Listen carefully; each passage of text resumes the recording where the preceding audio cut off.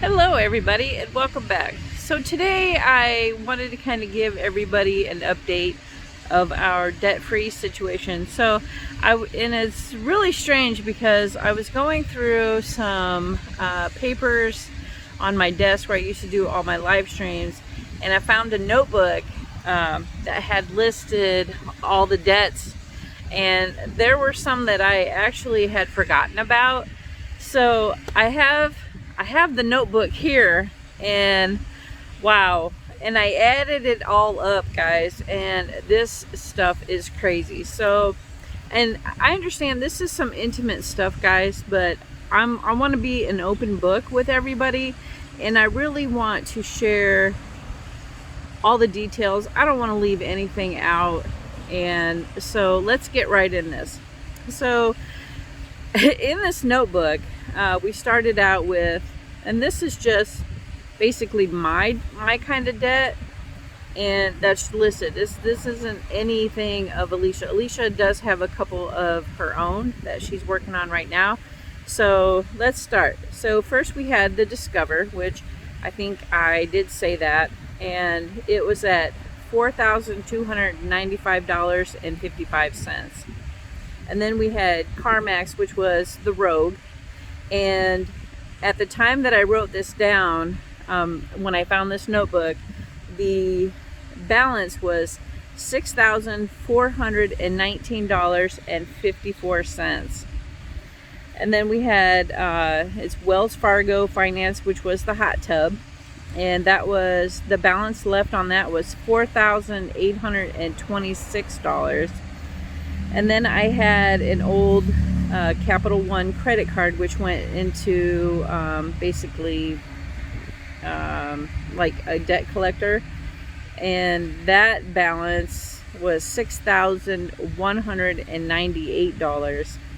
And then I had two smaller like collections. One was at $325, one was at $300, and we owed some money to a family member, which was $700. And then my student loan at this time that I wrote in this notebook, my student loans were up to $125,000 because I was delinquent on them for a long period of time, and that interest just keeps racking up if you don't pay anything on it.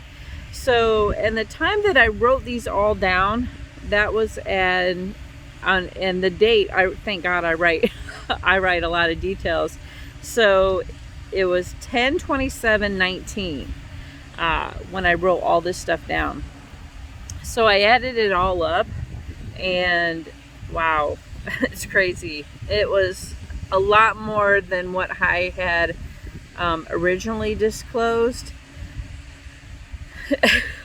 I can't believe it. I mean, honestly. So the total of everything, plus we also owed $1,200 in taxes that we kind of forgot about because we couldn't pay it at the time that we filed, and that was $1,200 also. So our total balance, guys, you're gonna be astonished. It's $54,264.09. Can you believe that? $54,000. Gosh. I mean, I'm amazed that we let things get, or even me, that I let things get so bad for so long. It's crazy, you know? I mean, let me turn this around so you guys can actually see the numbers. I'm not joking. So here's my notebook, and these are the numbers. You can see, and these are the dates. Isn't that crazy? And then this is the total balance. So I paid over $30,000 on student loans, which they had started garnishing. So they were taking almost $400 every paycheck. So basically that is almost $1,000 a month. I mean, I made good money. I was a supervisor at this time, but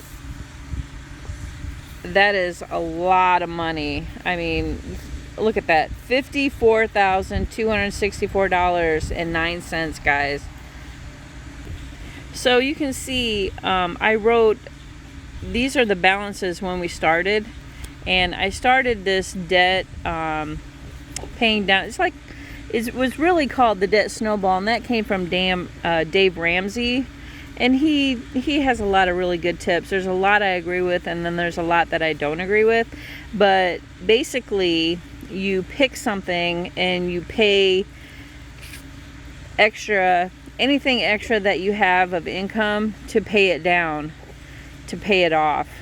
And you can see that I was putting like $500 down on this stuff. And then here's the Rogue. I was doing the same thing to the Rogue, which is crazy. I mean, this is a crazy amount of money. Look, $1,000. That was my plan. And honestly, we did it. We just paid all this stuff off in April, one in May, and then one in June. So these balances were very spot on, guys. It's crazy. So I have to tell you guys, don't let your finances get out of control. I know we said the same thing, you know, oh, it's just $100 out of our check. It's, you know, we can afford that. It's $100, you know, it's $50 here, it's $100 there. You know, those add up. And I have to agree with Dave Ramsey. Your biggest financial power is your income.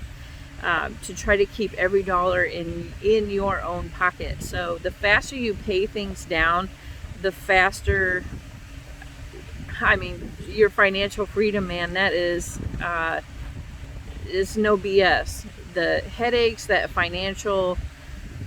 when you're strapped for cash and, you know, you're trying to rob Peter to pay Paul, it's no life. I mean, that's not my American dream. And wow, you know, so the numbers are true, guys. These are accurate numbers, and I knew I wrote them down somewhere. I just couldn't find them at the time. So I'm glad I was cleaning some clutter out and actually found that. Can you imagine? Some people don't even make $54,000 a year, and since, you know, I'm no longer a supervisor, I don't even make $54,000 a year now, because we got a lesser paying job to get out of where I was at. I mean, it was just awful. So, but if I can do it, you can do it. Guys, the one thing is to be diligent and try not to let the small things in life frustrate you. And it's a big deal. When something bad happens, don't make a worse reaction. Like, whenever there's an action, there's always going to be a reaction. Don't let your action, when something bad happens, like you need a new battery, you know, don't make it worse by making brash decisions, like going out and blowing money, or, you know, you're gonna bet it all on black, or, you know, whatever. But I'm being truly serious. It can be done. The only thing is, buy what you need and not necessarily what you want. To get out of debt, it takes a lot of courage, and it takes a lot of discipline. It really does. It takes a lot of discipline. I'm not gonna lie. Wow. And what's crazy is that I know I have the strength. I'm having a hard time savings right now. And I don't know why, because I'm in a much better place. I have almost all of this, well, actually all of it is paid off. So I should be in a better place. The only thing I really have is like NIPSCO and a couple, you know, those are just regular monthly bills. So I should be doing better, but I'm having a hard time savings.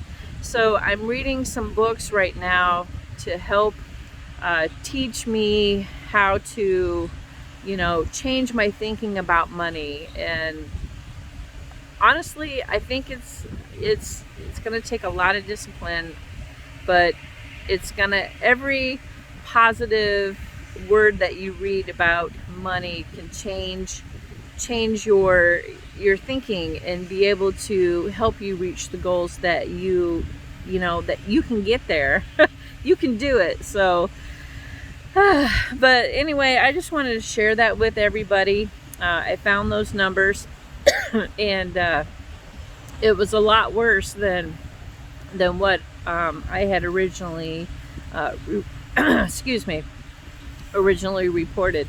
But yeah, no holds barred, guys. I want to share all this stuff with you, and so there you have it. There's some numbers for you. Stay positive, guys, and remember to, whenever you get down, depressed, don't make a worse decision but from a bad experience. So all right, guys, we'll talk to you later.